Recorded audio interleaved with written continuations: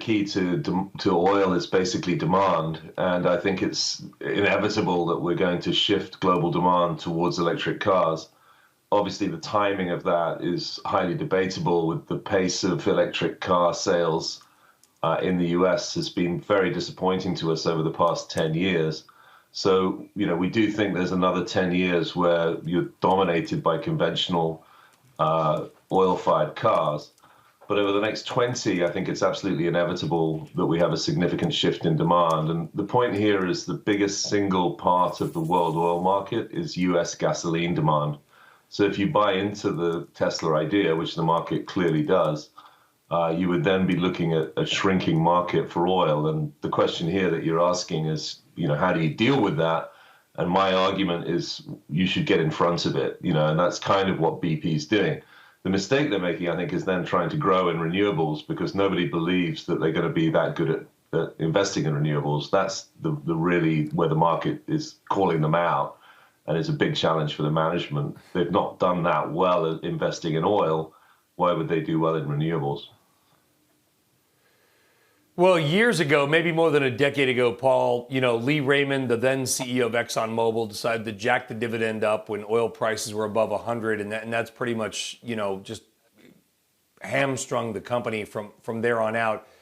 I'm not picking on Exxon, but you wonder, should an Exxon say, kind of like big tobacco, we're going to be smaller or gone in 30 to 40 years, but the next few decades, we're going to return all of our operating cash flow to shareholders, keep everything safe, spend as much as you can to make sure things don't blow up, if you know what I mean.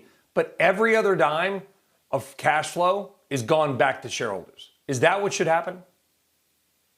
Yeah, that's my argument, is that they should shrink. I mean, they should get smaller and they should get in front of it. They have obviously a range of projects and returns, and some of their returns are excellent. A lot of them aren't. One of the big challenges for them right now is refining. And obviously, if you're going to be looking at a reduced demand environment, refining is going to be a real problem. But on the upstream side as well, some of these projects really do need $50, $60, $70 oil to be good returners. And whilst I think there'll be one more big run in oil prices, our view is that they should take that run in oil prices that we think will happen over the next 5 years and get out of Dodge, as opposed to what they've done historically, which is to grow in to higher prices. So typically when prices rise, they increase capex. We're arguing you should, exactly as you say, increase cash return to shareholders. But yet there's a new survey, Paul, out of the Dallas Fed, I think yesterday or 2 days ago. You highlighted it in a note to your clients as well. The exact opposite is still happening. Oil and gas CEOs are like, we're gonna just keep investing in growth and new wells. And that's my oil CEO voice, by the way. And I love all these guys, but you get my point. They're not quite getting the memo that it hasn't worked. It's probably not going to work, and you can't live just to produce cash flow to pay debt. Yeah, I mean, look, it's in their DNA, right? I mean, they didn't come to the oil industry because they thought the oil industry was going to die. And by the same token, their DNA is absolutely to grow, because the history of the industry has been resource scarcity. I mean, as you'll remember, Brian, it's not 10 years that we were very worried about peak oil. And those that could grow were obviously growing returns if you believed that oil was running out.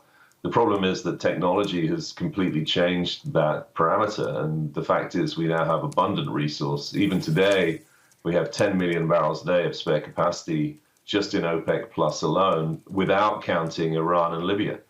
So, if you think of an industry which typically has grown at 1 million barrels a day per year, arguably annual demand growth, arguably we have enough currently excess capacity for 10 years.